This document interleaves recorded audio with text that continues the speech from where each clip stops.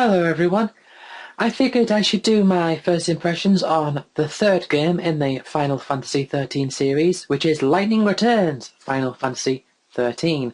I would have just called it Final Fantasy XIII-3 because that's the next logical step.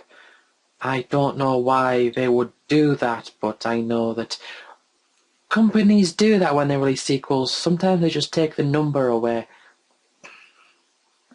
I mean, at least it's still got Final Fantasy XIII in the title, so you know which Final Fantasy series it's of.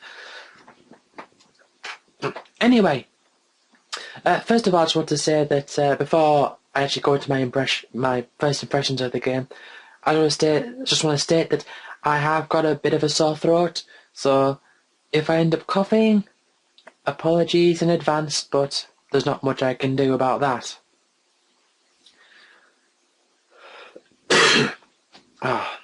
Cough straight away. I cough as soon as I say that I might be, but I had to. Anyway, the demo of Lightning Returns I actually played that back when it came out, but I don't think that the demo is enough to really give first impressions of an RPG for the most part, because an RPG is all about the long haul. You basically need to understand the leveling system and how things work in the long term before really being able to make a judgment. Otherwise, I'd just be talking about the battle system, and that would be it. But no. I decided to wait till the game came out, and I have been a bit busy, but I've managed to play it for about 6 hours now, and so I have first impressions of the game.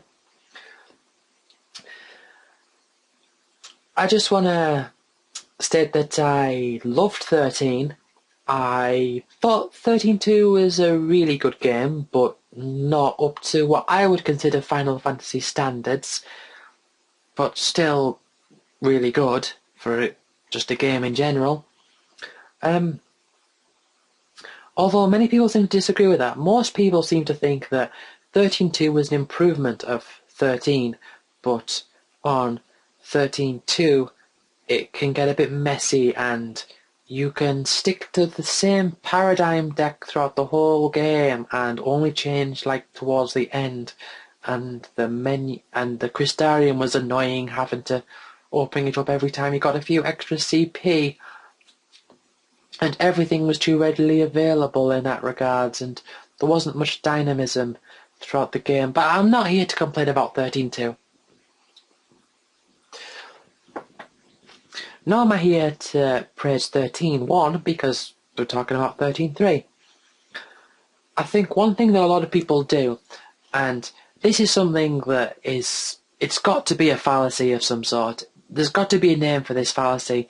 It's where they don't judge something by what it is, but rather they have to compare it to what previous games in the series were like. So it's like, is it better than 13-1? Is it better than 13-2? You know what? It doesn't matter. Is it a good game? That's the question I want to ask. I actually went on Metacritic to find out what the average score was, and it was like 66 on the PS3 and 68 on the 360. I don't know where those 2 points difference comes in. Might just be coincidence of who reviewed what version of the game.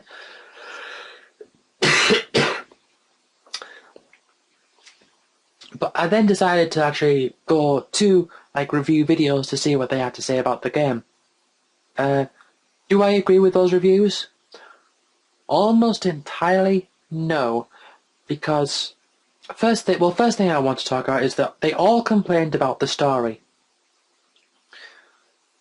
But as soon as they said the story is a bad thing, I'm like, okay, whatever, I'm not that bothered about story. I mean, I do think that the story of 13-2, here I am going back to 13-2 again. I do think that when 13 went to 13-2, the story didn't make as much sense, and it was a bit weird, and it just didn't seem like a good progression of things, I suppose. And Lightning Returns is sort of the same in a way, but I'm not really all that bothered. I just think if you could have if you're able to tolerate the story and the change of the characters between 10 and 10-2, you can tolerate this. Fine, no problem.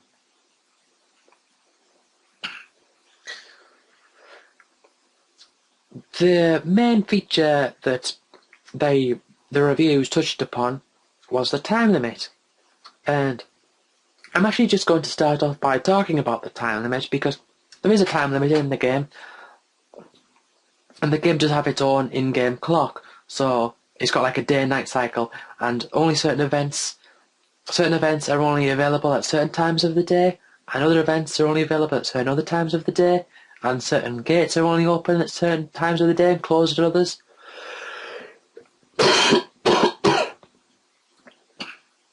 Oh man, I do have a sore throat.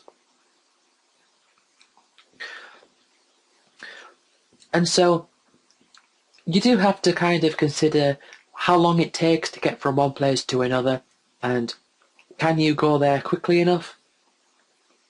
And it all matters, because you've actually got this time that's like ticking down all the time. And the idea is that you've got so long until the end of the world. I'm not going to go into spoiling and giving specifics here, just the basic underlying thing that you discover like at the beginning of the game, or that's been said through trailers. So the world's going to end in so many days, and your job is to go around saving souls. So God has sent you on the mission to go around saving souls for the destruction of the world. So lightning is basically Jesus then. That's what they're saying. Oh, well, I said Jesus, but any sort of, religious figure that's come to save the world from destruction. It's basically one of those.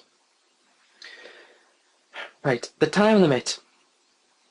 I should get down to the specifics of the time limit, because the problem here is that there's quite a bit to cover, and I can't exactly just talk about the time limit by itself and then talk about the next thing and then talk about the next thing, because they all affect each other.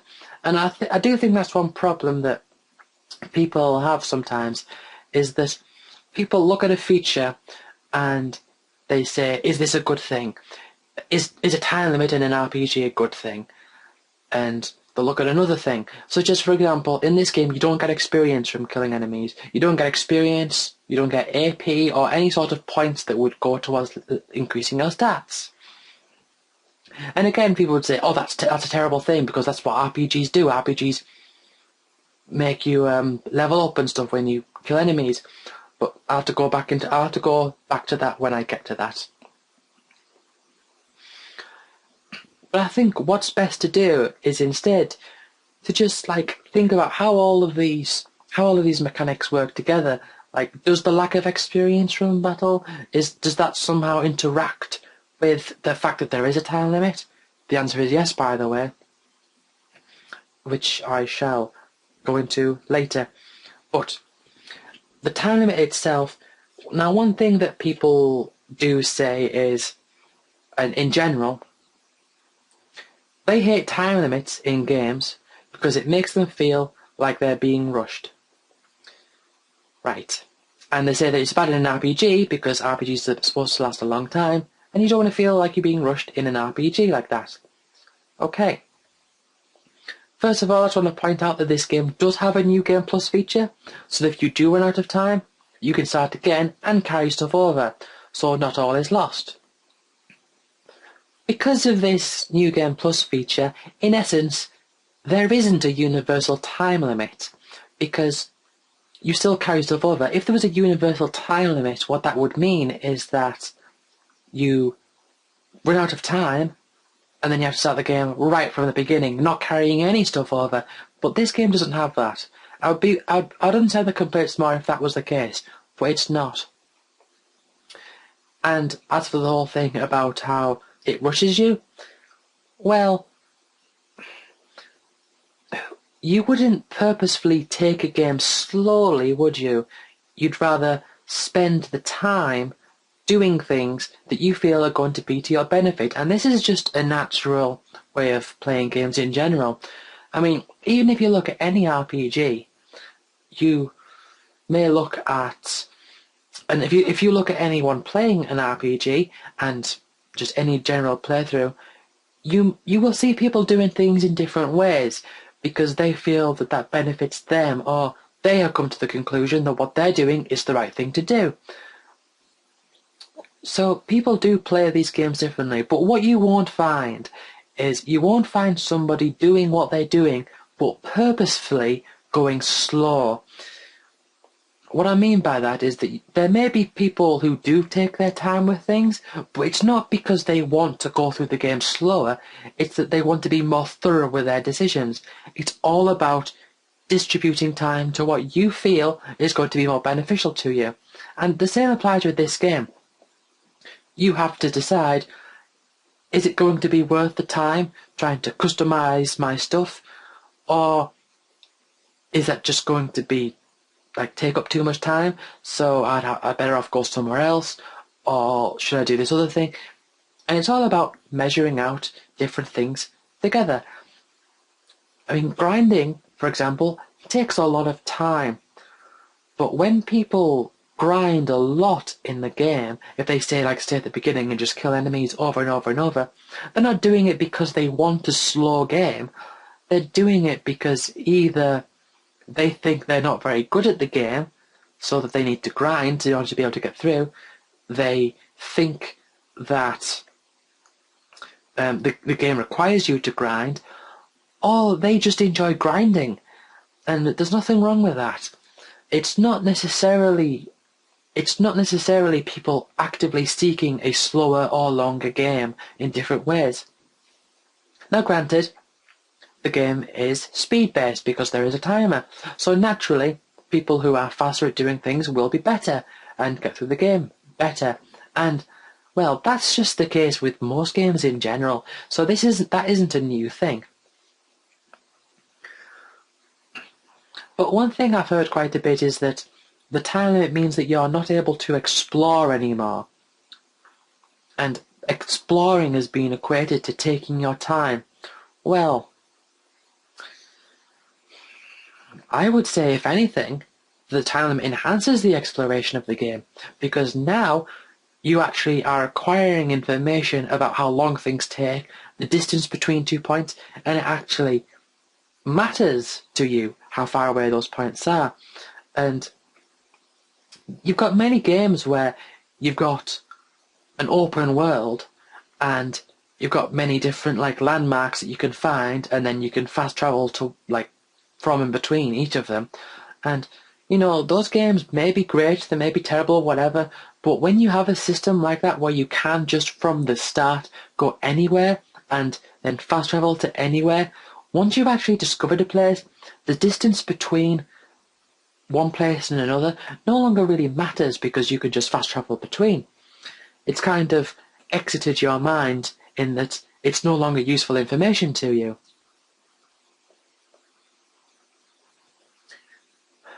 Now, if you've got a time limit and you can't just fast travel everywhere, now you can fast travel in Lightning Returns, you can, but not for free. And that is again something I'll go into later when I'm talking about EP.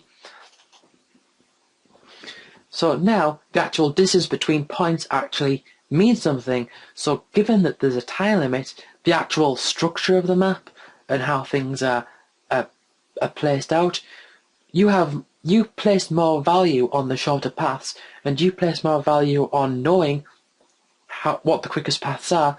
So you have more of the game gives you more of a reason to explore and remember how things are. Now, if say I don't want to use this term, but say if you do something and I put this in quotes, waste your time doing something that ended up not being what you wanted. Like, for example, you went somewhere and there was an optional boss that was too hard for you at the moment, and you've just wasted a bunch of time. It's not really wasting time because you have spent that time to discover what's out there, and now that knowledge is in your head so that you will know in future where things are, and you'll be able to adapt to the world in that regard. I think the time limit in this game is fantastic. I'm loving it. And also, just to point out, liking a time limit doesn't mean that you want a game to be short. Because like I said, new game pluses, all that sort of stuff. Now I'm going to talk a bit about the battle system itself before I go into EP, although EP is part of the battle system, but it also goes back into how things work with time. I actually quite like this battle system.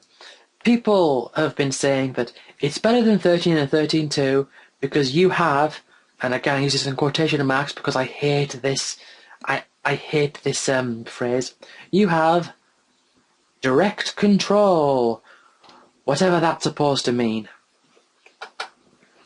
One thing this does have in common with 13 and 13.2, and kind of in a way 12, although it's not so much noticeable in 12, is that you do have, although okay, this isn't, the bit that I'm saying now isn't in 12, but in 13 and 13.2, and in Lightning Returns as well, it's set up in such a way that you are rewarded for acting fast. But you're not necessarily rewarded for being really, really, really fast. You are rewarded for at least being faster than however long it takes for your ATB bars to fill up. If you reach that threshold and are able to actually beat the speed of the ATB bar, then the difference of effect from your speed from that point upwards doesn't mean anything. As long as you hit that threshold of speed, then you're fine.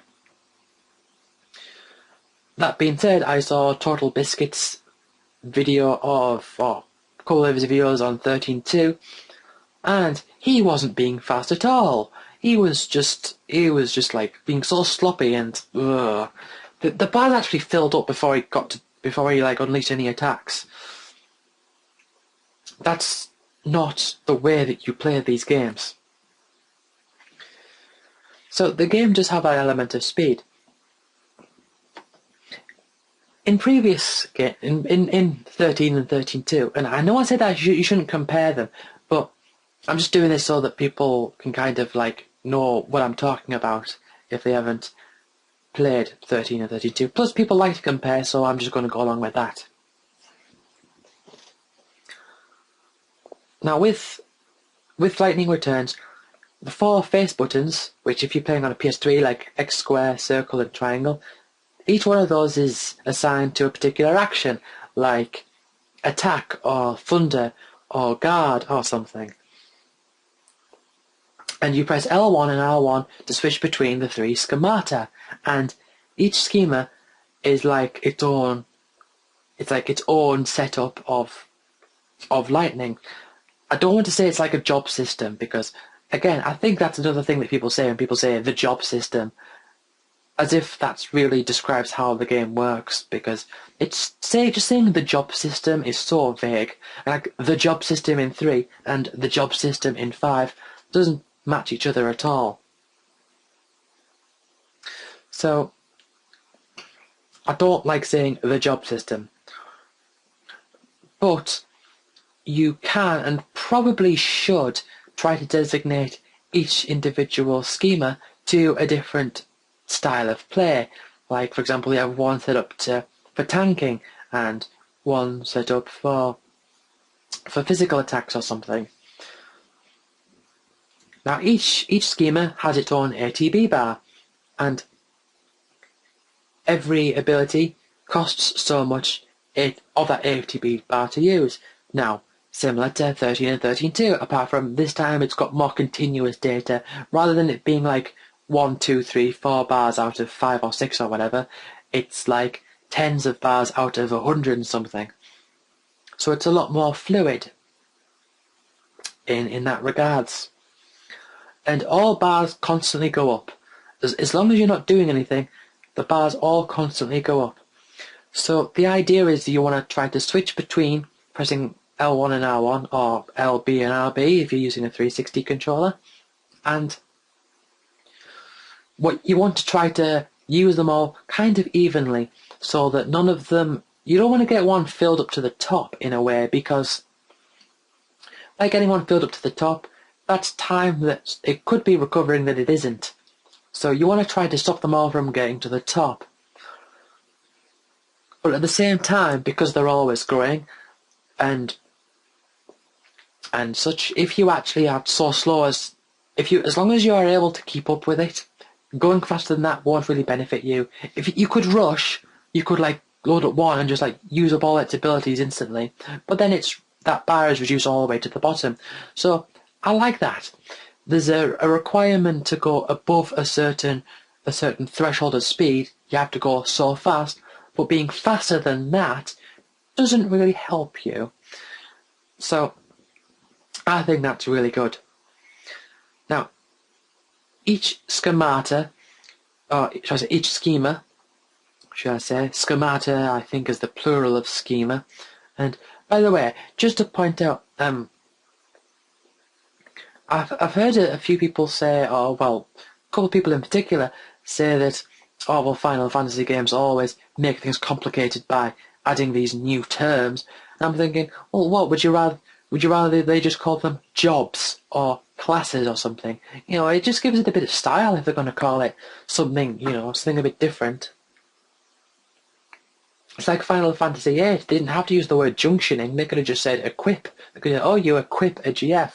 But I think it really gives it an extra layer of personality when you do these names. If you actually don't know what schemata are supposed to be, then it is an actual word, and schemata, if I remember correctly, a schema is a logical sentence. So, for example, a schema is kind of like, not if A, then B, or C, or something. I'm going off topic, but just that's the type of thing that's what schemata are. But whatever. Okay, I'm going off topic. Back to the game. One thing that is quite interesting that you may not know is that you may think that each individual schema has its own speciality, and it really doesn't, because each schema is fully customizable. It kind of like how materia works in XIII, in that each schema has its own like costume, which changes the stats in that schema in one way. You have to put a weapon inside a certain schema. You have to put a piece of equipment inside a certain schema, and then you have to set 4 abilities per schema. Now there are schemata which actually have things preset to them. So, for example, you may have one particular outfit which has like, say, Blizzard automatically designated to square, and you can't take that off. It's just something that's there, and the other 3 are free for you to put in your own abilities, which is fine, So what this means is that because you've got 3 different schemata, and because they've all got their own equipment and their own abilities, if you get one sword, say you get a new sword, you can't just equip that to all the schemata. You have to equip it to a single schema at a time. Also, I want to point out that each individual schema has its own health and its own max HP and its own current health. So, if you were to, say, switch between like one and another, they each have its own health, and if the schema that you're on gets to 0, then it's game over. This I find kind of funny, because it functions in such a way that it's kind of like having 3 characters at once that you switch between.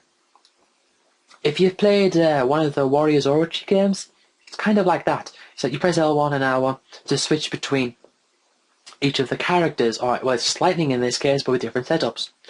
What I find quite interesting is that in games like Final Fantasy XIII and to an extent Final Fantasy X as well, people complain that, like in 13, people complain like, oh, if one character dies, it's game over. That makes no sense. That's a stupid thing. And in 10, people have complained that, well, you've got 3 characters and they die, but you've got the 4 characters left to reserve. If they die, why don't they just come out? It doesn't make any sense. It's a bad mechanic. I've heard people say like, oh, it's just a bad mechanic to do that. But then you've got 13.3 here, Lightning Returns, where it's essentially the same thing, but rather than it being different characters, it's rather than the game calling it different characters, it is the game calls it different schemata, different modes of the same character, and all of a sudden the mechanic is mechanically fine. No one complains. It's amazing, isn't it? You can just, all you have to do is take a mechanic that people claim is bad, change how it's presented, and all of a sudden people don't notice it. People think, oh, that's fine, whatever. I say that's amazing, but I find that quite annoying, because I think, like, if I'm designing a game and I make something that's good, I don't want people to say that it's bad just because of the fact that I didn't present it in such a way. It's like, oh, I don't like the idea that, oh, if I change this one thing, not mechanically, but just trick people into thinking something, then they'll like it more. I'm going off topic again. But yeah, that is a valid point though. It is just changing how things are presented, and people are thinking that it makes it better. Amazing. Anyway, moving on. I'm going to say that it is quite important to balance and know which schemata which schema to be at the particular point.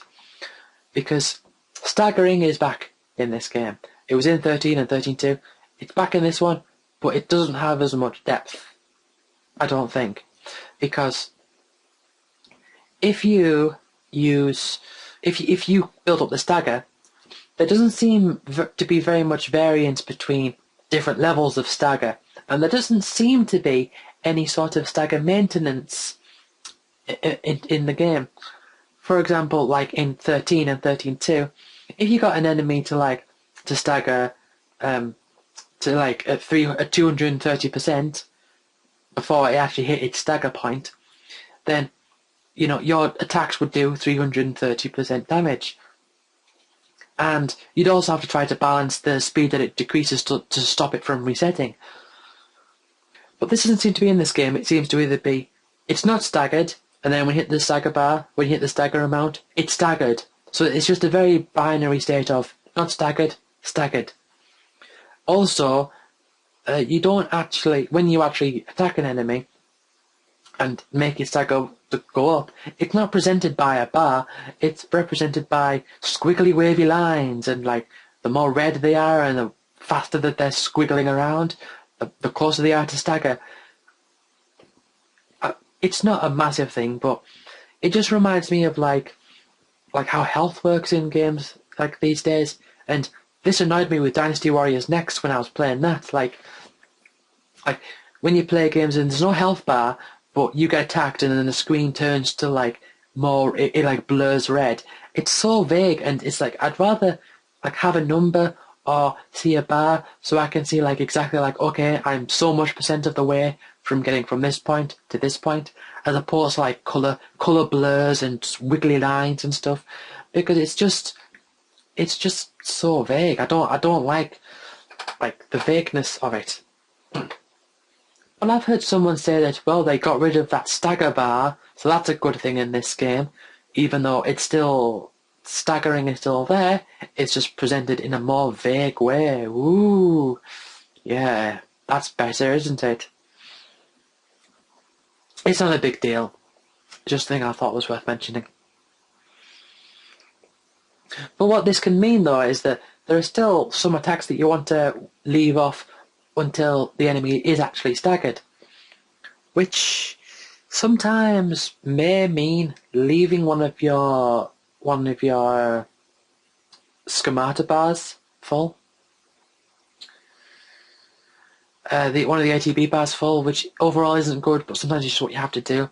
Like, if you've got the Cloud costume, which I did because I pre-ordered it, I still think that the whole Cloud thing and the whole, like, Una costume and stuff is...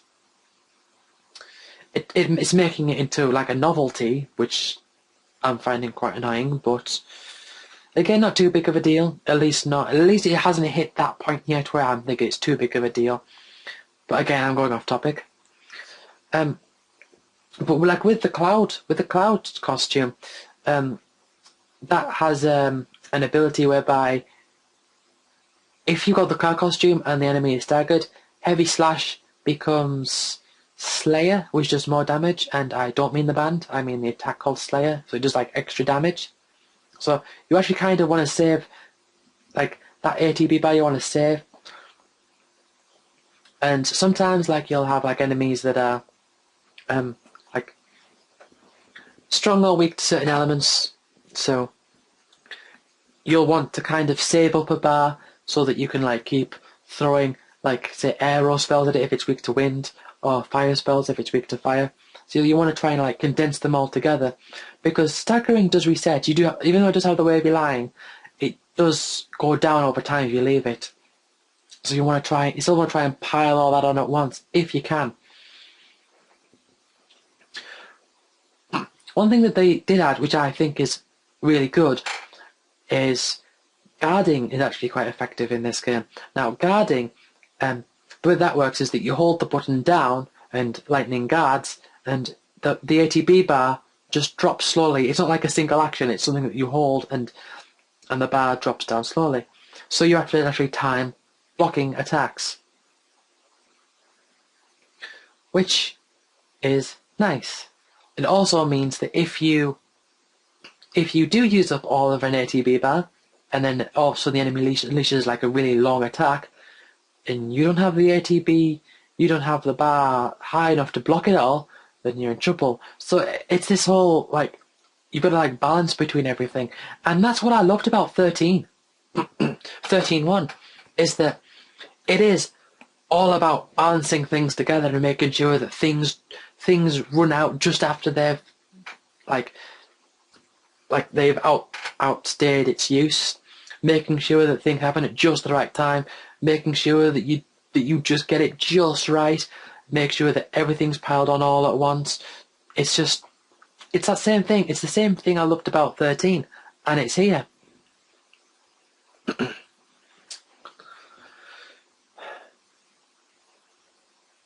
Also, during battle, you can manually move around, but I don't really see much of a point, because first of all, you move really slowly. Second of all, you can't move very far. And third of all, shall I say, if I can learn to count.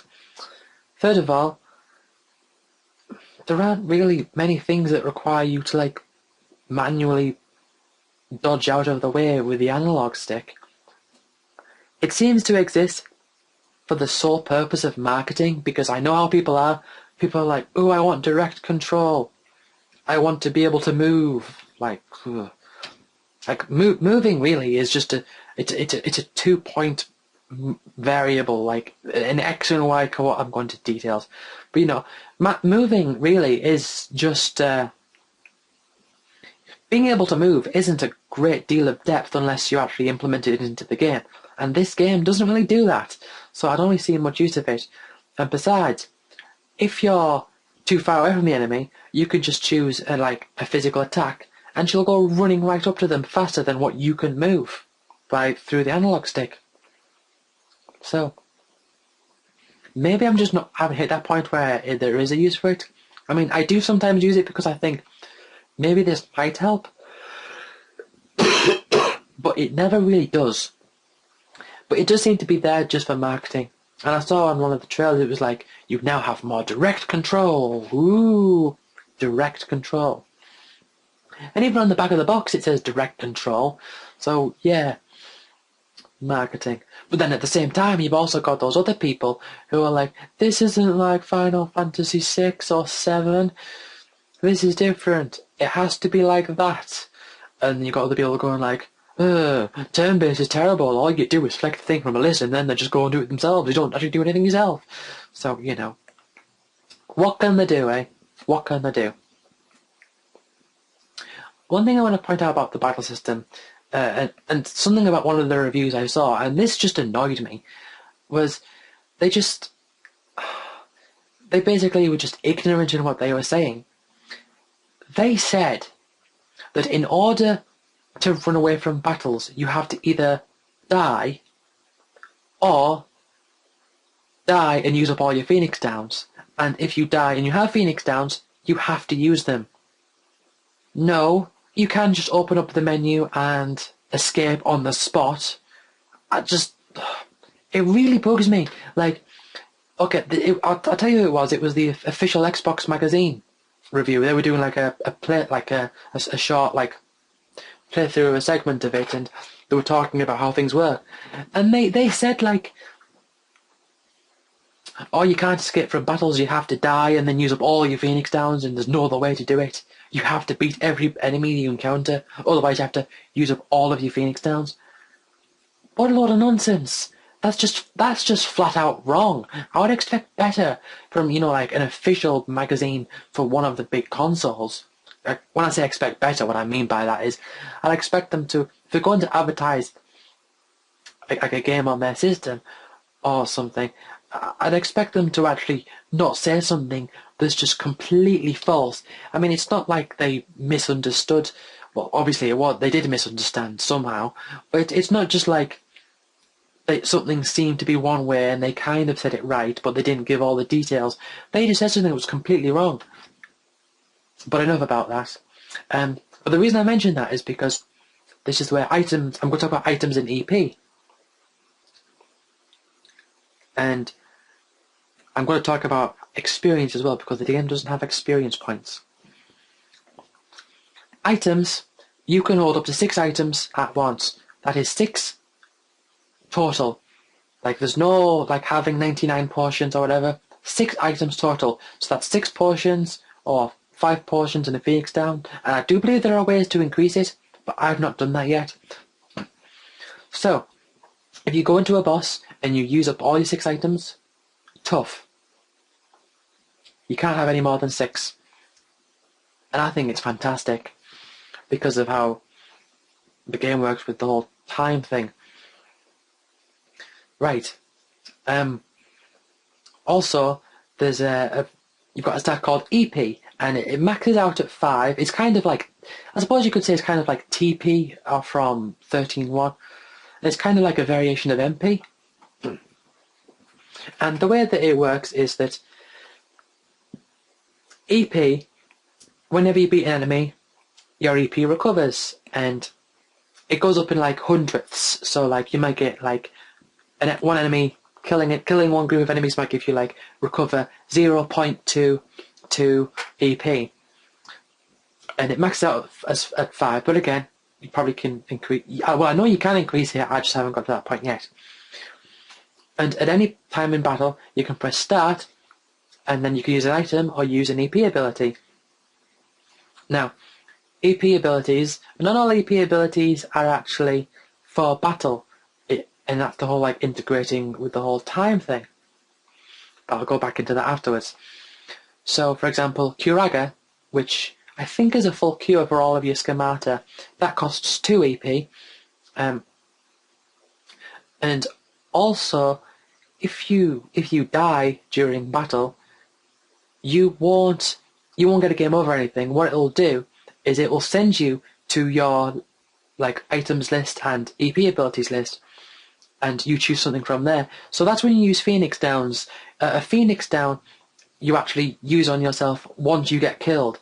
Like once you get killed, it's like, do you want to use a Phoenix Down? You could choose a Phoenix Down to use it now.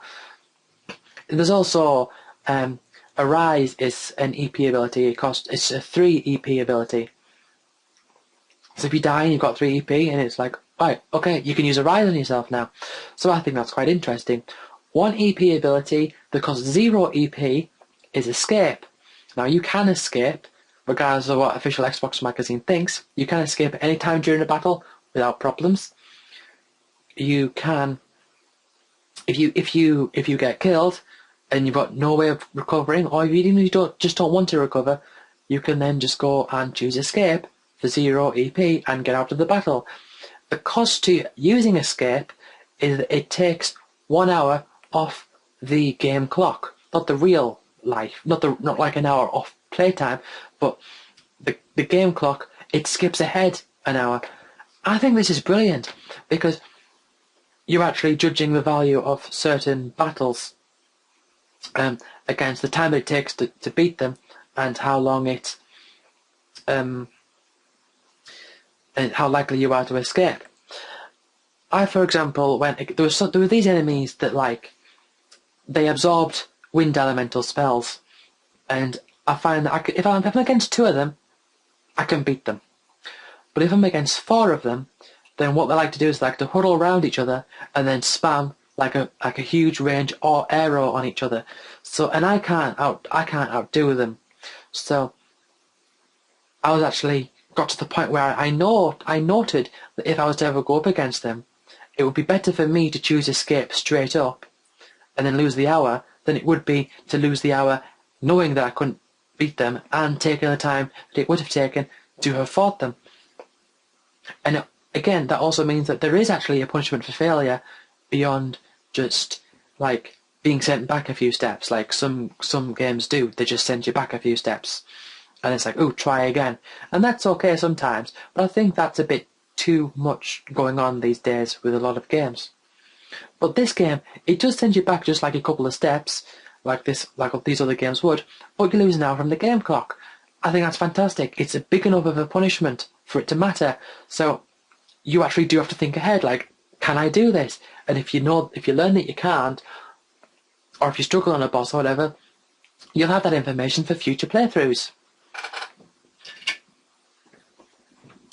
And I think that's brilliant.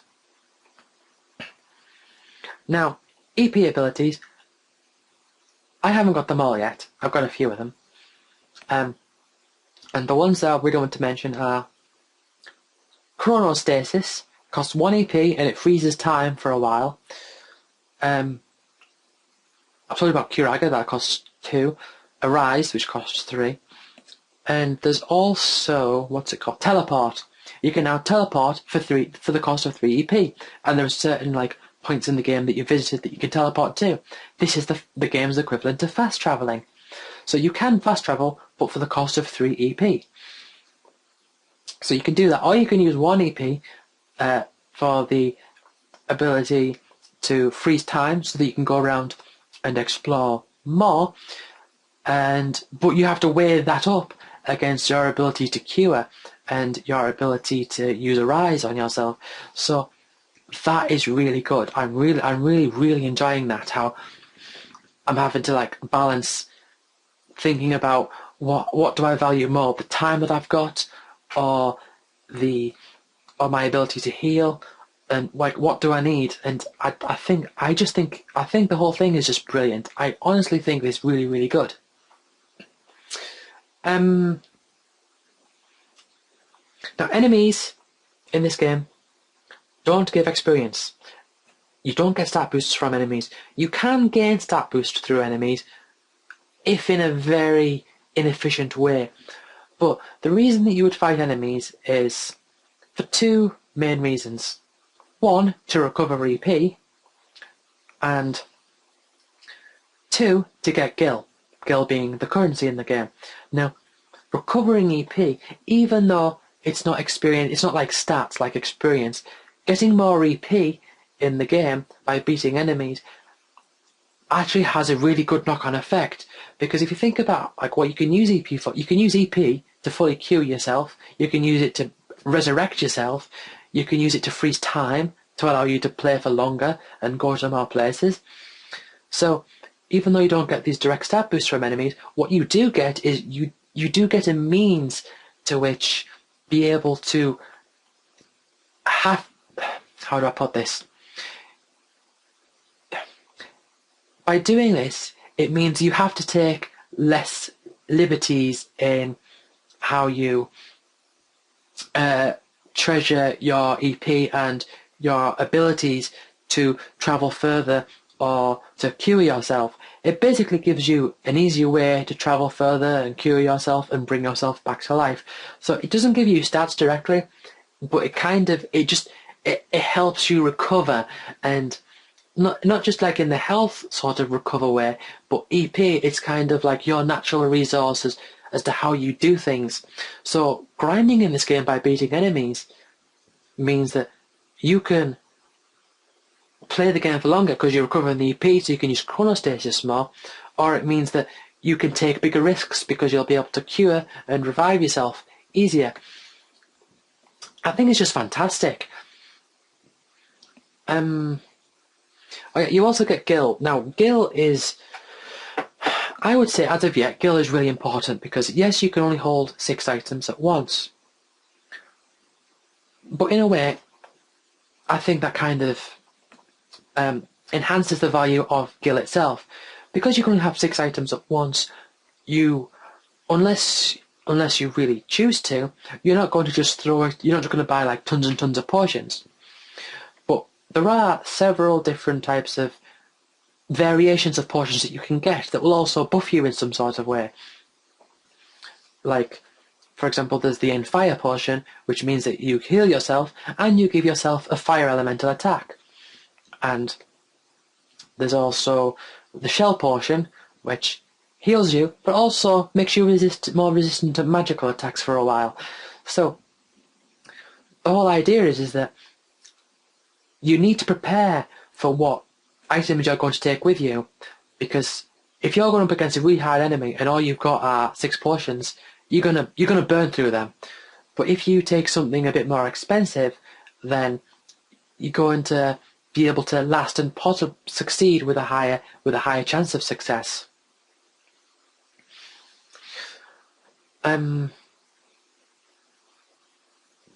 Which is great. But then again, if you buy nothing but expensive and powerful potions that do more than that, like say heal and protect you, the knock-on effect of that would be that, say if you're against an enemy that's knocked your health down, but you know you can beat it soon, it would be better to just use a regular potion than to have wasted the money on like the protect potion or the shell potion. So it's keeping this balance between what you've got in your inventory with your Gil and balancing that against your EP and balancing that against the global, like the time that you have left in the world. I love it. I mean, you know, this is just how I am. I think that when you've got, like, if someone was to say to me like, oh, imagine Final Fantasy VII with a time limit, I would say, well, that's just a terrible idea. Why would you do a time limit? It doesn't seem to make any sense. But people are dismissing this based off its time limit without actually thinking about how the time limit affects the game. And I do literally think it's really, really good because it all interacts with each other. It's all about sacrificing time for one thing, sacrificing time for healing.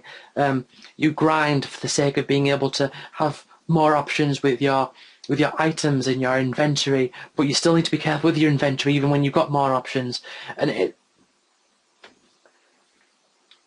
So, first impressions, I love it.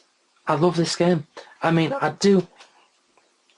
I know that almost all Final Fantasy games I do really like a lot, and I definitely wouldn't say that I like this more than the others for the most part. I would still say I like most of the main series more than this one, at least as of yet. But, you know, it's just like people are saying like this isn't how Final Fantasy games have been. Try it out. See what it's like, you know. You might be surprised. Just because it's not like another thing that you think it might be like doesn't mean it won't be great. Are there any games that you like that aren't Final Fantasy? It might be like those. Now, one more thing that I want to touch on is the actual stat boosts. which increase, and in Final Fantasy 13 and 13-2, like in those two games, there's only the three main stats, which are health, magic, and strength. And completing quests boosts these stats. So you complete a quest, and in most cases, I don't like the whole idea of quests, like going up to people and like talking to them, and them telling me to do things for them, in order for me to get rewards for it. I usually don't like that, but I can't really pick up on it, but there's something that I like about it in this game. There's something satisfying about doing that. But whatever. That's how you get these stat boosts, like health, magic, strength. And I don't know exactly how you boost inventory space or EP. I imagine there's specific quests to do that. But I don't know yet. And I suppose I'm going to find out. But one thing I am wondering is, when I do a New Game Plus, can I repeat the same quest and get the stat boosts again? Like, say I do one quest and then the time runs out, and I start again and I do that same quest again. Would it stack? Would I just keep getting those stats over and over again? I don't know. Something I'd be interested to find out. But even if they don't stack, I wouldn't mind so much, because really this game is all about it's all about going through the New Game Pluses, and it's about repeating the game and being able to do better next time. Because think about it, if you run out of time and then you start the game again from the beginning, there may have been a boss from the first playthrough that gave you trouble. You had to escape from it like 3 times or something. Now, next playthrough, you can go there and beat it really early on. That saves you 3 game hours of time. And that's the equivalent of that's the equivalent of so many chronostasises, and that means you'll be able to cure more and heal more, and it's just everything is like all interacting with each other. So just because you don't get stats from leveling up, you do get stats through like the quests, and grinding still has a good effect to it. And just starting again, doing a New Game Plus with all of your new stats, you're just going to do better, and you're going to be able to explore the game and the world in a different way, because you won't have the same time constraints. You're going to be expanding your ability to be able to overcome the time obstacles that was there like the first time through. And honestly, I'm really, really liking this game. I will, though, before I end this, say a couple of things that I'm not liking. There's not much, there's only a few things that I don't like about the game, and I'll explain why. Okay? For one thing, even though your schemata each have their own amount of HP, for some reason, in the main menu, it only displays the one for your first schemata. Your first schema. Why is that? And also, it tells you your health, but it doesn't tell you health out of how much health you've got, like total. Why is that? Why is it Why is it doing that? Why doesn't it just tell me all of it? I mean, it can get quite confusing. If I'm like, I mean, it's not really all that confusing, but it's like, I don't know why it would hide that information from me. Just thing I want to say is that, as of yet, there has been no healing abilities that I've been able to do through one of my schemata. So there hasn't been like a cure spell or anything.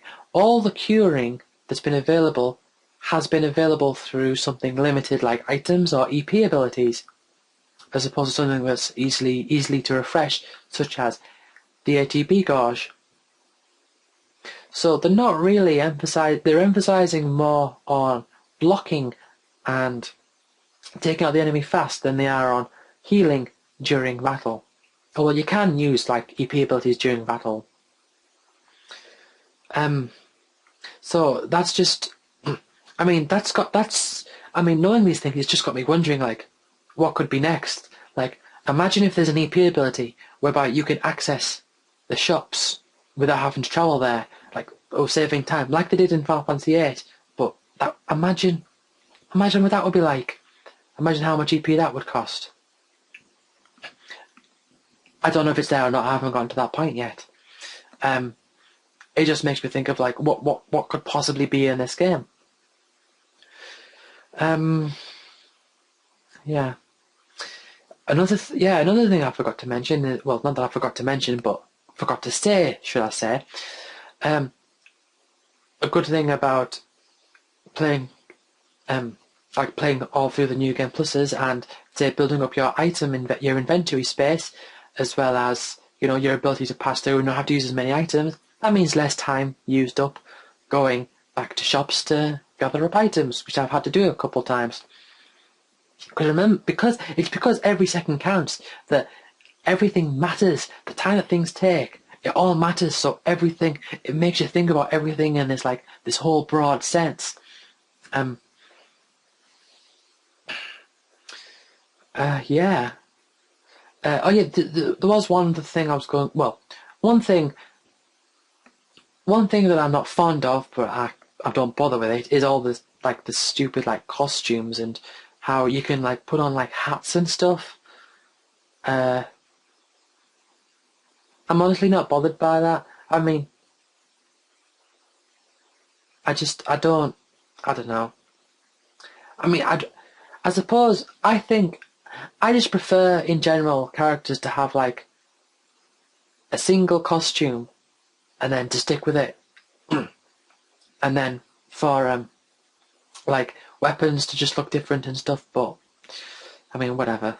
I mean I love 5, but although strangely I think the whole clothes changing thing, the whole thing about changing clothes in 5 actually does look better overall, but I can't really put my finger on why. But yeah, one other thing that I was going to say that I think is a bad thing about this game, which I'm sure people listening will go well, that's a good thing, all games should be like that. You can save anywhere. So, regardless of where you are, or what you're doing, as long as you're not in a battle, or in the middle of a cutscene, you can save.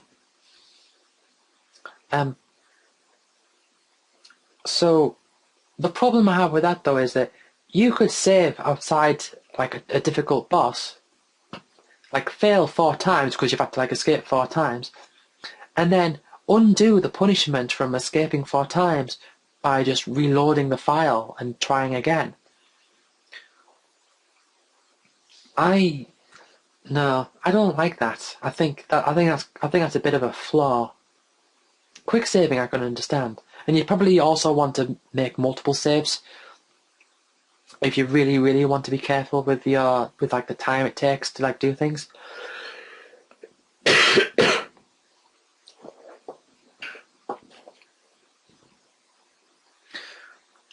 But if I had to compare this to 3 games, if I had to say this is if I had to say 3 games that this reminds me of, right? Valkyrie Profile. Because think about it, I mean, I can't remember too much of Valkyrie Profile, but I think it's you're going around saving souls or something, and you've got a time limit, although it's not time, it's how many dungeons you can enter, and you have and all that. I'd also say Dead Rising. It reminds me of Dead Rising because of how you've got the time limit on things, and the whole idea is that you will restart the game again, keeping things carried over, which is another thing that official Xbox magazine missed out on. They said, I like this in Dead Rising because in Dead Rising when you start again you carry stuff over, pretending or believing that wasn't the case in Lightning Returns. That is, of course, every source I've seen has lied to me, where this isn't actually the case. I mean, I'm just going off what they've all said, but that's what they've all said. So that's Dead Rising, I'll compare it to Dead Rising. The other one I'd compare it to is Breath of Fire Dragon Quarter, because that game has the whole... It's the same. It's got like... You got like a limited number of steps, and you got the D counter, which uses up so much of this counter. Like powerful attacks use up so much, and again you can reset carrying certain stuff over. So those are the three games I would compare it to, if anything. And 6 hours in, and I'm really enjoying it. One thing I did forget to mention, I'll just say this and then I think it's probably about time to end this, because I've gone on for over an hour.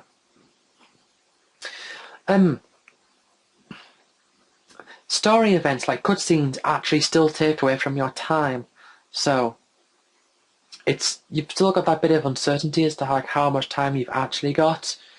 You just gotta like play and find out, I guess. But I think I've said everything that I need to say about my first impressions of the game, impressions of the first 6 hours. I'm looking forward to see what happens. I'm looking not necessarily story-wise as much as I am looking forward to see what EP abilities I'll get. Looking forward to starting a new game plus and seeing just how different it is starting again with the new stats and new equipment and stuff. Yeah. So, I mean, so what if the other Final Fantasy games didn't do this? You know, greatness isn't held purely by Final Fantasy. There's all sorts of different, like, wonderful and weird things out there. And just give it a shot. And if you really do care about the story, of course there's going to be spoilers from, like, 13.1 and 13.2. But whatever. Okay. I've rambled on for long enough now, so thank you for listening, and I'll see you all next time.